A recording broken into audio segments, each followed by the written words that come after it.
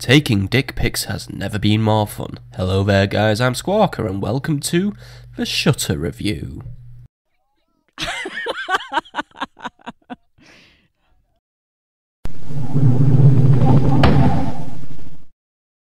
The overarching point to make about Shutter's graphics is that it's using the Unity engine. Now for those of you who don't know what the Unity engine is, here is a super brief explanation. Unity engine is an open source engine used to develop games for PC and mobile and a few other platforms.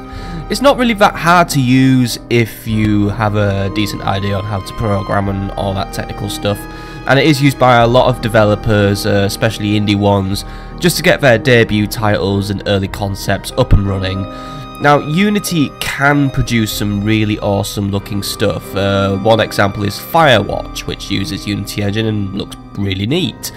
But it can also create some truly shit stuff as well at the same time, like a lot of free games you can find on Google Play or some of those Steam-like scan games you get. Shutter, unfortunately, does fall into the bad side of Unity engine, as some of the usual tropes of a poor quality Unity engine work is present in the game. However, I know that there are actually far worse Unity engine games, and this game really does have a degree of effort put into it. I can see that, that the developers have tried to do what they can with the engine, and some stuff does pay off in advantage for them. I mean, let's just quickly run through the positives now, actually. The colour scheme works nicely for this genre of game. The lighting effects are mostly good, despite one or two lighting effects which seem a little bit unfinished or unpolished, even when you're on maximum settings, but overall the lighting is pretty neat. And the design for the little camera pod you control, I like that, it was pretty cool. But we're going to quickly just also run off some stuff which isn't so good. Now, the ground textures for the outdoor areas is pretty poor, but once more, I've seen worse. I've seen Unity games where they just straight up forget to give a texture to the ground. So, at least in Shutter, there is some detail, but it is very 2D, unfortunately. And when the ghosts, who inevitably show up in this game, take a more solid form, it really doesn't work. And I mean, I did get the initial jump scare from the sudden appearance of a solid ghost, because, I mean, jump scares pretty much get everyone. But unfortunately, it started to look more like a blue alien than a ghost when I started to get a proper look at it. The solid ghosts aren't really too strong on the emoting scene either at the same time, but I did like it when the ghosts weren't so. When the ghost was like translucent and things like that, they really did give me the chills. The engine made it work, like the way they could just like appear and blend in with the background. And I think maybe it was because the features of a ghost was left to my imagination, because it was just basically an outline of a person, and it was also harder to spot them as well, so it made it all the more scary when you might suddenly spot it when you weren't intending to spot, instead of the attention-whoring ghosts which appear at the end in like their full form. Some of the text design in general are a little bit of a poor quality though, but I'm not going to be too harsh on this. And we do need to remember that this is the first ever game released by this particular production company. So always, a lot of the time, the first game in the series will have some issues, like maybe some poor issues with graphics, maybe a few gameplay hiccups, stuff like that really. It happens with the first of a lot of stuff, I mean TV shows for example, but there is going to be a second Shutter I hear, so maybe the next one will be a little bit better now that the devs have some good experience with using the Unity engine, and it might lead to something a little bit better. And also, on one more good note, the graphics are good on technical aspects, by the way. I didn't notice any major graphical glitches or minor glitches for that matter, so at least the programming is up to code, so kudos in that department.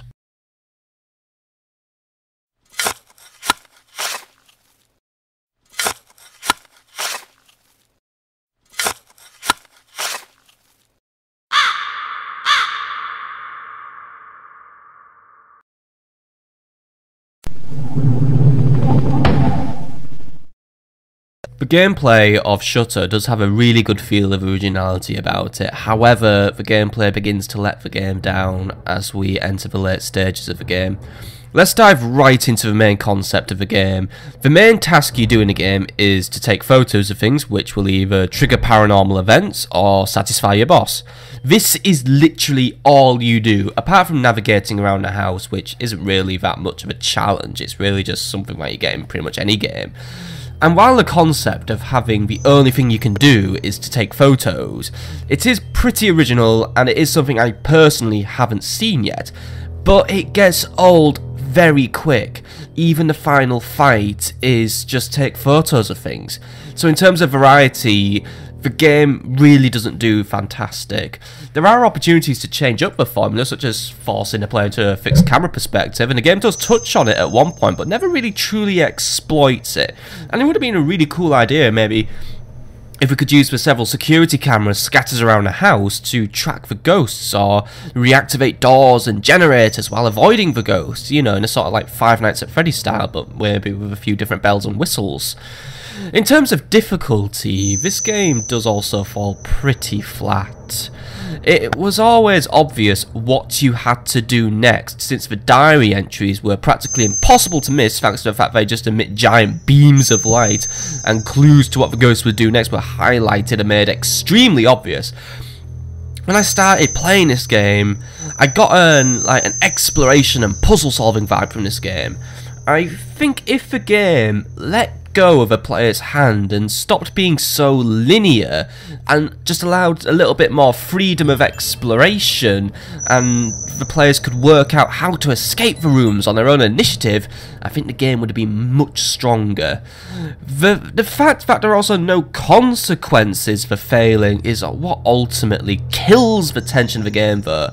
The final level involves the ghosts. They fight back at one point and even damage your camera equipment. A great big smegging crack appears on your camera. And okay, that might give me the motivation to keep away from the ghosts, because they might bash my camera in, and it also helps make me fear them because they might fail the game or do something really, really horrible, because they're presenting a clear threat now. However, the ghosts can never kill you. If they fly into you, all they do is just drain your power on your infinitely recharging bullshit battery. So if the only consequence of the ghosts coming into contact with you is just a loud noise, some slight distortion, and it just makes the game last slightly longer, then why are we fearing them? They're effectively harmless. And also, the epilogue is where the game really does start to take the piss with repetitive gameplay, but this is something I'd rather discuss in the story section. Overall, Shutter has very easy and very repetitive gameplay, which takes away from a unique gameplay style which we really could have had in this game, and it put the protagonist in a really vulnerable occupation. You're just a little camera pod that just, you know, it can't fight back, it's just here to take photographs. It doesn't have some sort of anti-ghost death beam on it, you know. We're vulnerable, we have to avoid the ghosts, but taking photos is the way we defend against them. So, but also once more, at least from the technical perspective, the board is green again. With most low-end to mid-range computers will be able to run this game without issues or crashes. Even if the controls are a little bit finicky, they're not really a game breaker.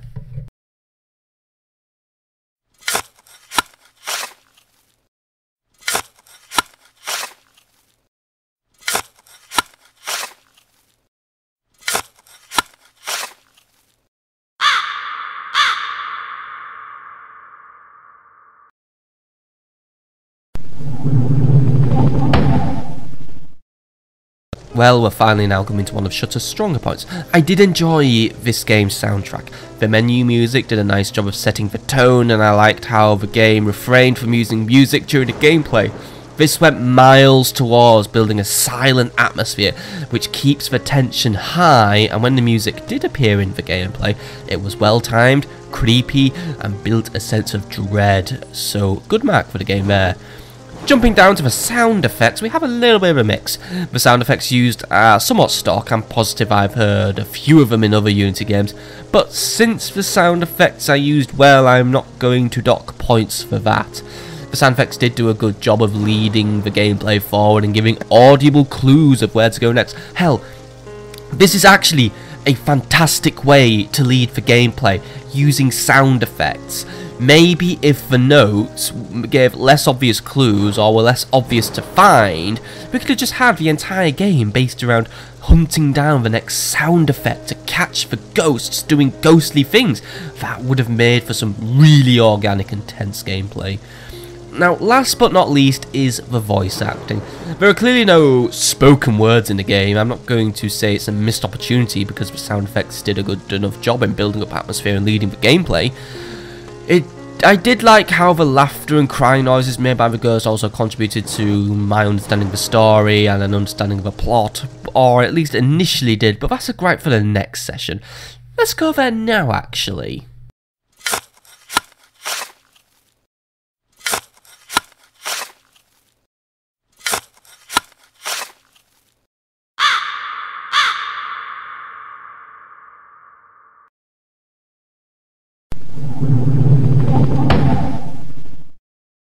The story of Shutter was a good one. Was. Until it got ruined at the very end. I do have to go into spoiler territory in order to fully explain my stance here. Let's start from the beginning. The initial concept is quite interesting. You play a camera operator working for a security firm. You have been hired to control a remote camera probe which will patrol a client's house to keep an eye out for local vandals who have been displaying graffiti and smashing the windows. The client and the company and you have no idea that the house is in fact haunted, and as the night goes on the ghosts become more active and it is up to you to compile enough evidence to prove to the world that ghosts are real. So a good concept, isn't it? It's like one of those ghost hunting shows but without the EVPs, camera crews, god-awful presenters and fuck you attitude to scientists. I personally really did like the concept a lot, and I also found the interactions with your boss to be quite good as they contributed very well to the atmosphere as you desperately try to prove you're not making the whole ghost thing up and you're just breaking the programming of the cameras. You know, things like that are quite well done. But as for the story behind the ghosts themselves, well, it did start out good and it was intriguing, it created emotions other than terror, but the ending was extremely generic and it ruined all the emotions that had been built up earlier in the story. Look, to put this review short, or to really express my point, I've come up with story theories in my Let's Play to be honest, I felt like my theories would have made a stronger story than what the devs came to run with. And now I'm going to run through my version of a story, and I will also briefly go over the game story. Now tell me which story you think would have made a stronger game. There are two active ghosts in the house. One attacks the camera at any opportunity it can get. It comes and goes very quickly. The other ghost is female, that originally plays around with the camera, but eventually becomes sad and even tormented.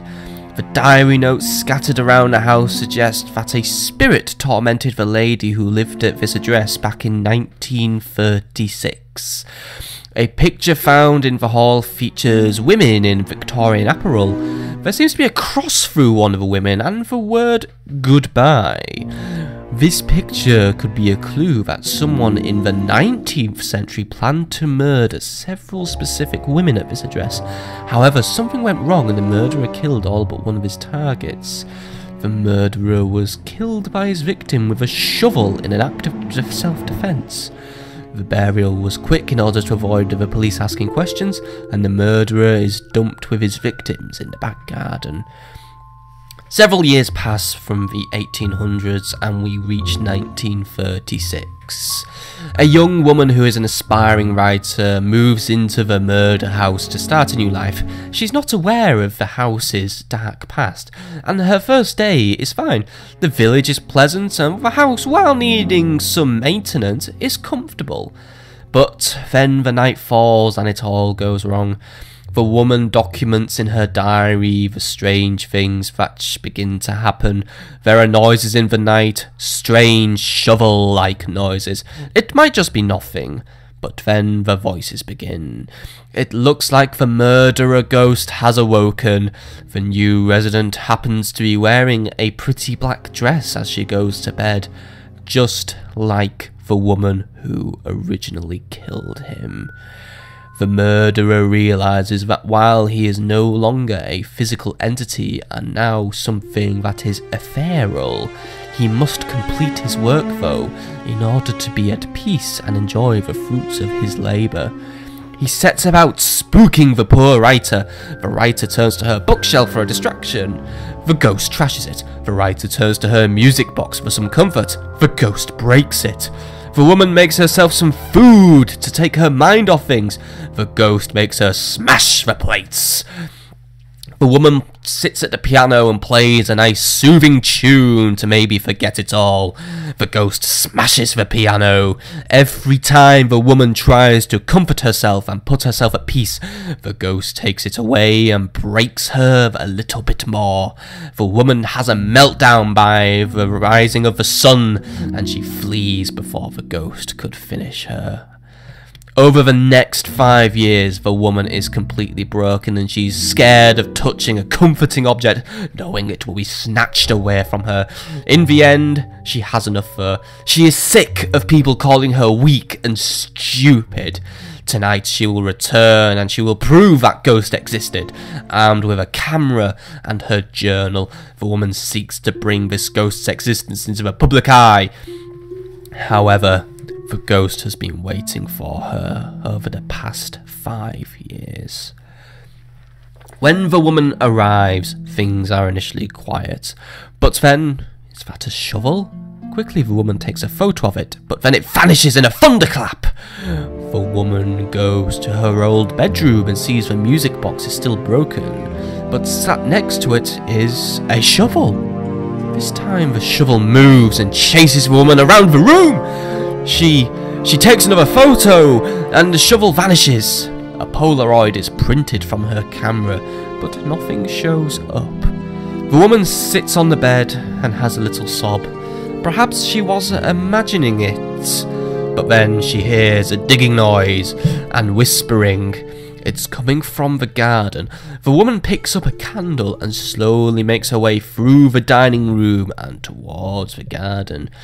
As she gets closer, the garbled whispering gets louder. A sense of panic takes over. She runs to the garden, but she has no control of her body now. She feels compelled to walk to the garden, though her higher judgment knows not to. Before she knows it, she's looking at a grave in the garden, full of skeletons. The whispering is now almost deafening. A thunderclap, kabooms, and a flash of lightning. That's when she sees it. A tall, translucent green man with withered white hair digging a grave. He's very occupied in his work and not even looking at the woman. He has paid her no heed. He's muttering to himself, though. He seems somewhat excited. The woman takes the opportunity to take a photo and slip away unnoticed while the ghost excitedly prepares the grave. She lifts up the camera, aims it, and takes the photo, but the camera creates a huge flash and a noise. She did not time it with the thunderclaps like she should have. The man quickly snaps to stare at the woman. He emits a loud, garbled, speaking noise, and now floats with great speed towards her. The woman cannot move out of pure fear, and the man goes straight through her. The woman turns around with her back now facing the grave, and the man comes in for another charge, this time preparing to swing the shovel. Once more the lady cannot move, and that's the end of her life. She is smacked with the shovel, falls into the grave filled with skeletons, and dies upon impact. But because no one cared about this mad lady, her death goes unreported and uncared about. Those 5 years, everyone had given up on her, but because of this, it ruined the murderer's plot to achieve his peace. For you see, the murderer thrived on making his murders public. He would purposefully make sure his murders were elegant, precise, and planned so he could get the maximum attention for it. He would make sure he was top suspect, but his position as village alderman and connections with the criminal underworld meant he could alter or create evidence, which meant that deaths would never get pinned on him and just be on some poor vagrant. The ego trip continued until his sudden death on his final murder. However, there was no ego trip on the murder in 1941 because no one knew he did it. He couldn't make himself top suspect. No one cared about the poor deceased woman, so he could not assume his final peace. And even worse, because the woman died with no one caring about her, and even her bones did not get a proper rest. Her spirit must now relive the 2 fateful nights of 1936 and 1941 every night, while the spirit of the murderer endlessly tortures her out of spite. And now we return to the present day. As the nights go on, the camera who never lies starts to pick up the paranormal activity as the operator watches with growing interest. But on that fateful night of which this game took place, it is going to witness another night of abuse of the poor victim ghost. The torture gets more intense as the night goes on. The ego-tripping murderer ghost suddenly notices the camera, however, and he sees another opportunity for peace. He lightly attacks the camera, just enough to scare the operator, but not enough to scare him away.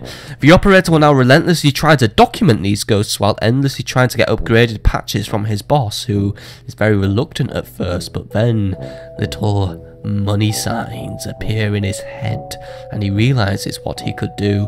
Everyone is playing into the murderer ghost's hands as he laps up all the attention, but he can't finish it yet. He needs that piece de resistance. He continues to torture the poor victim ghost and forces her to tell the story through the notes in her diary. The operator reads it with growing interest and begins to piece together what's happened, but the murderer ghost manages to keep his role a mystery thanks to some strategically deleted pages. He never lets on his true intention. At the peak of the activity, when the operator witnesses the tortured soul of a girl attacked with a shovel and falls into the back garden's grave, the murderer ghost knocks the camera out. Desperate not to lose his evidence and all that money he could make from proving the existence of ghosts, and his sheer greed of his supervisor, who now demands he goes retrieve the camera or faces losing his job, the operator foolishly runs out of his nearby surveillance van straight to the house. The camera operator, though, is armed only with his torch and a spare detached camera which he quickly borrowed from the spare parts box. Everything has gone according to the murderer's plans. His peace is now about to be upon him. All he needs to do is a quick haunted house routine, scare the camera operator, then kill him, and the photo evidence will be tucked away nicely in the shed with the door for the police to find. Now, this will provide the ego boost, and showing off all his previous murders had. The operator then enters the house, a decision he quickly regrets as the male ghost appears out of every corner, and then as one last act of extreme cruelty before he does the deed, he takes the female ghost and whispers to her. She becomes solid. She has tears streaming down her face and looks completely defeated. The murderer ghost hands her a shovel and whispers into her ear, "Do what you did to me, or you'll be spending the next 100 years trapped in a cycle of torture. This is the only way you can be at peace." She has no choice and she picks up the shovel, laughing while she does it. The tortured ghost knows that killing this poor fool standing over her grave will break her free from that evil spirit. Yes, it will corrupt her own spirit, but it is a small price to pay to end 75 years of endless torture. And she begins to pursue the operator as he tries to flee when he notices her. Fueled by her desire to end it all, she begins to use her ghostly powers to an extent she did not even know she could achieve. She teleports, she floats, she takes corporeal form, and even worse, she grabs the operator and shows her the face of hell. The operator is now completely and totally psychologically broken and he stumbles towards the grave, and then with one clean smack the tortured soul finishes it. The murderer has got his peace, and with his odiously smug face he leaves the tortured soul to forever dwell with the guilt which will come with her murder. And now a new ghost will rise from that grave, and he will never let her forget what she had done.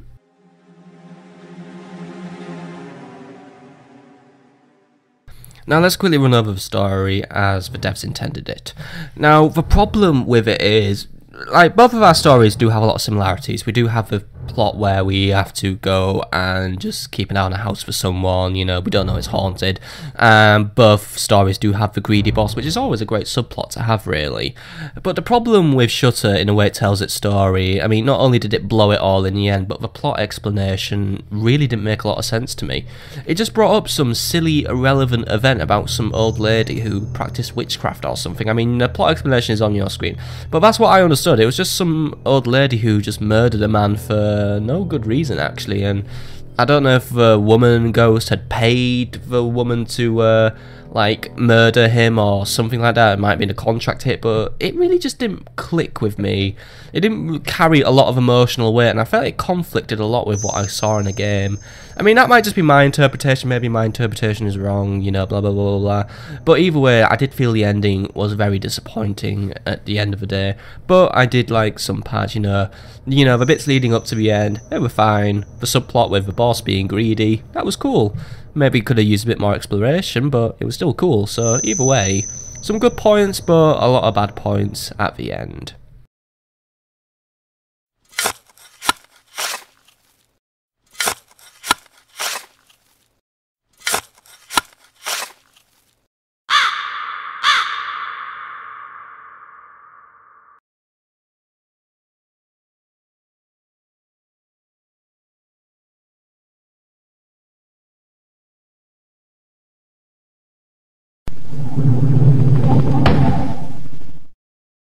Sometimes I really wonder if I am ever going to give a game a good score for this section, especially since this game doesn't really have a high replay value. This game is very short and can be beaten in under 10 minutes if you get good at it, which isn't really too much of a challenge once you master the controls, but I guess like Limbo, there is the aspect that the shortness of a game does make it a neat little time killer, and if you don't want to commit to playing a longer game, you might find yourself just starting Shutter up. But when I wrote this review, another thought came into my head. Shutter is a horror game, and when it comes to replay value, a horror game would live or die on how scary it is. If the game went for the lame jump scare route, you would become less scared every time, because every time a jump scare happened, you would just become more and more annoyed and less scared, because you would have realised you just game overed again. Shutter manages to create its horror through atmosphere, and it does it quite competently, so I guess on repeat playthroughs the element of horror would still eventually drain away, but not as quickly as a game which relies on jump scares. However, there is still a lot of replay weakness in Shutter.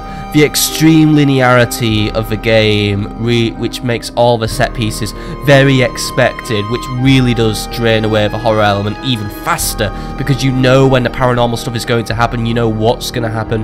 And look, I don't mind linear gameplay. It keeps games tight and focused, but you do need to have room to stretch your legs, and Shutter fails really hard in doing that by locking you in rooms until you take the photo of what the game wants you to take a photo of. One positive note though before we end, the collectibles, which were the diary pages, were woven quite neatly in the game, and if they were, they were too easy to find because they glowed and it was very obvious where they were, but you know, it was nice to see the collectibles progressing gameplay and plot understanding rather than just existing for the sake of existing and being something you just needed for that 100% completion. But overall, Shutter does do horror competently if it spoils things a little bit at the end again, but a replete playthrough would purely be for mopping up achievements, which is not very hard to do anyway. You get 50% of all the achievements just for beating the game, another 25 for just reading the plot explanation, and then the last one is just beat the game in under 10 minutes, so we haven't really got a lot of achievement room here. So that only really adds up to maybe 1-2 repeat playthroughs just to cut your time down to 10 minutes. And what also further takes away from the replay value, by the way, is the highly repetitive gameplay, but also just the total absence of challenge and the absence of fail states, which means that I will always be guaranteed a flawless victory when playing a game, which I don't want. I want to be challenged when I play a game. Even games I'm really good at now, they still challenge me, but Shutter never will, because there is no fail state, which is one of the few critical blows which has been dealt against this game.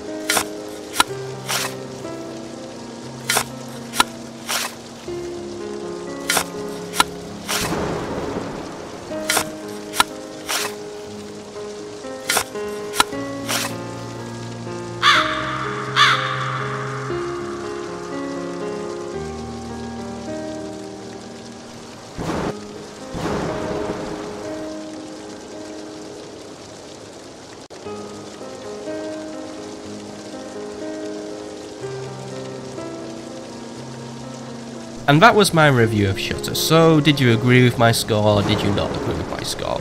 I know second to last place at the minute isn't really the worst place to have, because, you know, I've only reviewed about, what, 7 games now? Do I feel like the score was justified? Yes. Shutter did have a lot of weaknesses, but it did have some strengths, you know, there was some real potential in there. So, I know the devs should be working on Shutter 2, I haven't really checked on it in a while, but if they are working on it, I am still looking forward to it, and I do want to play it, because there is potential from these devs. There were good concepts in the game. I did like the gameplay, in the fact that it was quite unique, but we need to find a way to make it just less linear, and less repetitive, and maybe just strengthen the story out a little bit. But apart from that, yeah. Shutter wasn't the best game ever, but you know what, it wasn't the worst either. 57 isn't a bad score at the end of the day, so I hope you've enjoyed, and before we wrap up, I would just like to give a special shout out to Miss Multi-Console, who recommended that I play this game. So thank you, Miss Multi-Console, for allowing me to experience my first ever horror game on this channel. And also, if you want to check out Miss Multi-Console, please feel free, a link is in the description. She does stuff like Dragon Quest Builders, Final Fantasy, Attack on Titan, and Chroma Gun, and some weird plasticine game, which she's only done about 1 episode at the time of recording, but I think there's more coming up soon. Either way, just check her out if you want to see some good, like, gaming stuff, like, really, that's what a lot of channels do, good gaming stuff, but yeah, she does good gaming stuff even gooder. There, I said it. See you later, and don't let the ghosts bite.